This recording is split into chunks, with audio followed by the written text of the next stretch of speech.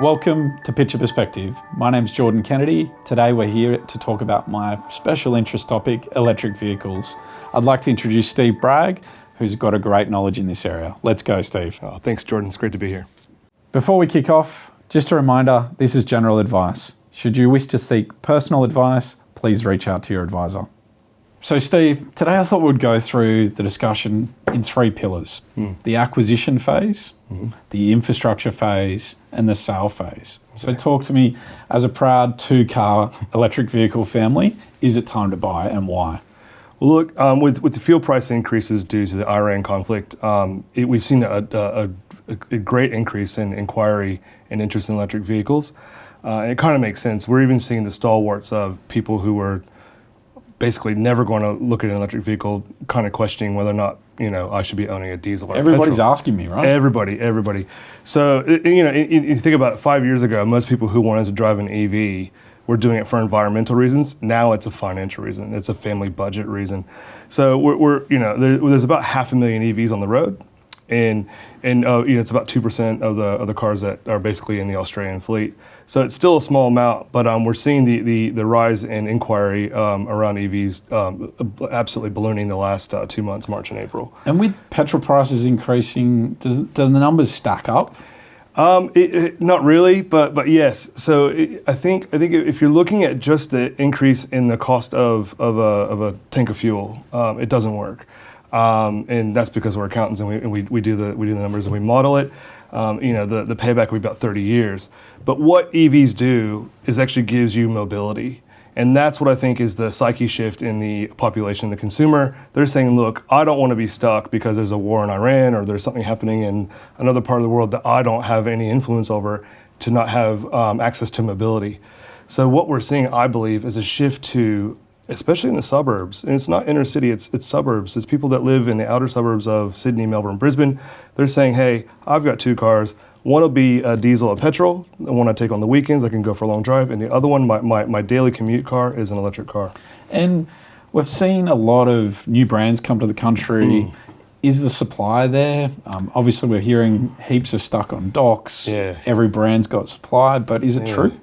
It's a bit funny because honestly, in February, there's too much supply. Literally, you could have got a used Tesla for about literally half the price of a brand new one at 12 months old.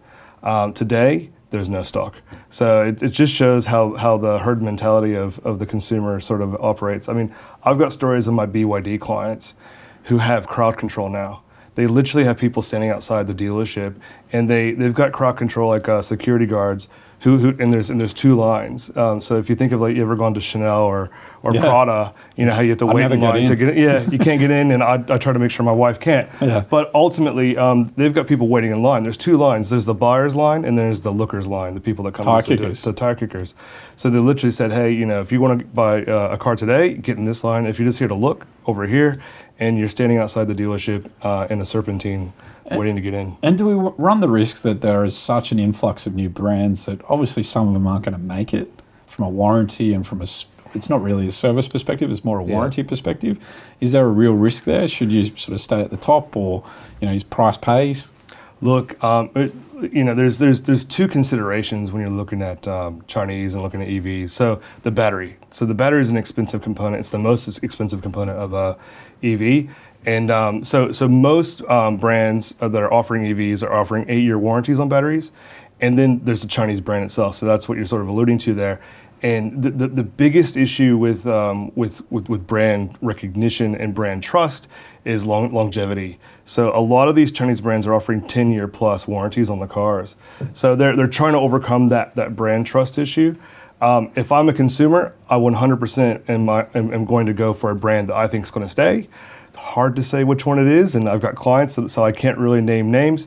But 100%, you want to make sure you're buying, and if you're buying a good quality or one that you think's going to remain, because that is a huge risk. So if I buy, and there's been examples in China where people have bought in EVs and the company goes bust. There's actually a couple in the U.S. as well, like Fisker, and unfortunately, these are connected vehicles.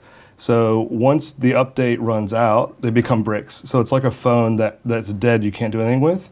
Can't get an upgrade. And Yep. it's basically a 3-ton brick. So, Steve, the next question that everybody talks about is infrastructure. Are we ready? Do we have enough? Are we getting it quick enough with the volume of cars that we're putting on the roads? Well, you're 100% right there, and you hit the nail on the head. So the infrastructure hasn't really caught up yet, and it hasn't for a long time. So Australia lags behind the rest of the world, importantly when it comes to public charging. So public chargers in Australia, we're about 1 in for every 86 cars before this latest sort of uptick. Really? Yeah. So and the global average is 1 in 11. So we're way behind, and that's kind of skewed by the Chinese. So the Chinese market has a lot of charging infrastructure. But yeah, so it's expensive. The government's trying to do put in, some it's things. expensive. Yeah, it's very expensive. So the actual charger infrastructure and to get the poles and wires to the residential areas or in public spaces where they could put chargers is very expensive. The charger itself, like a fast charger, is roughly $1 million, just the hardware.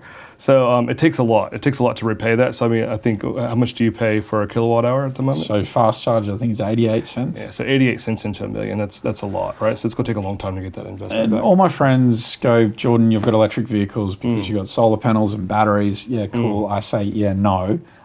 Whenever the sun's out, I don't want to be at home. So it's not a yin and a yang. Yeah. It's actually understanding what infrastructure and how you're going to use it. So yes, I use my home charger on a weekend when I'm at home when the sun's out, but not often.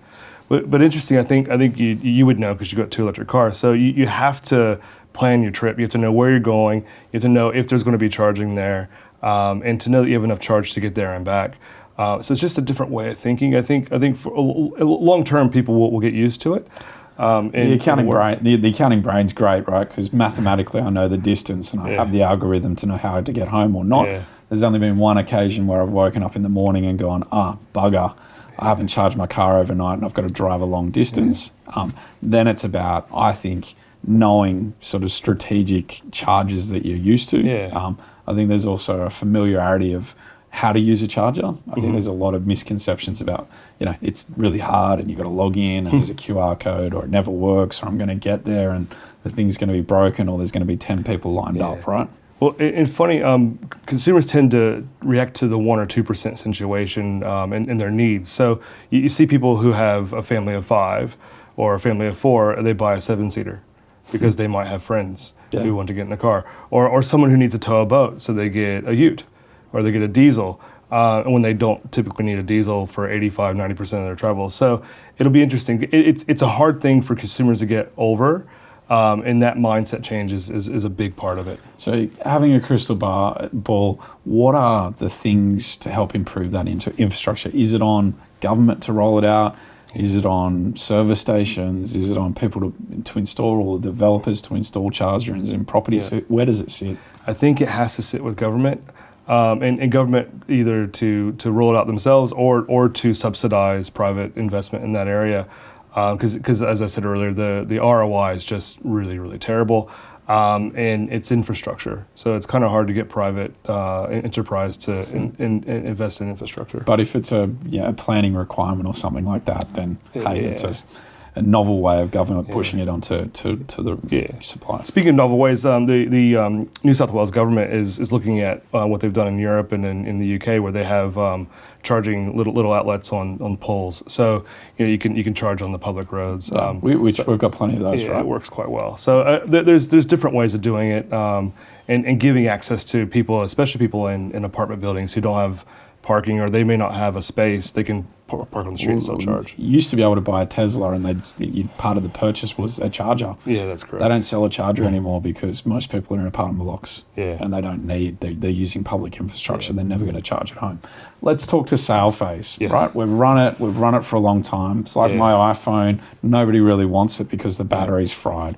What's that market looking like and how have we seen that change? Yeah, look, and again, up until the last 2 months, this has been a huge issue for EVs. Typically, around year 2, they lose half their value. That's changed, clearly, the last 2 months. Speaking to my friends at Pickles, Brendan Green, he said they've had a 100% clearance rate every week in March and April. And Teslas, for example, have gone up by on average 12,500 per unit. Wow. So so there's definitely a market now. And is it more analytics on validating the strength and the quality of the battery? Is that how it's capitalizing, or is there's it a more? lot of that? Yeah. So there's a lot of testing in the batteries. The batteries are actually holding up a lot longer than they expected. So lab tests on batteries were saying they would last maybe 8 to 10 years. In real life, they're lasting over 12 years, Wow. keeping 80% charge.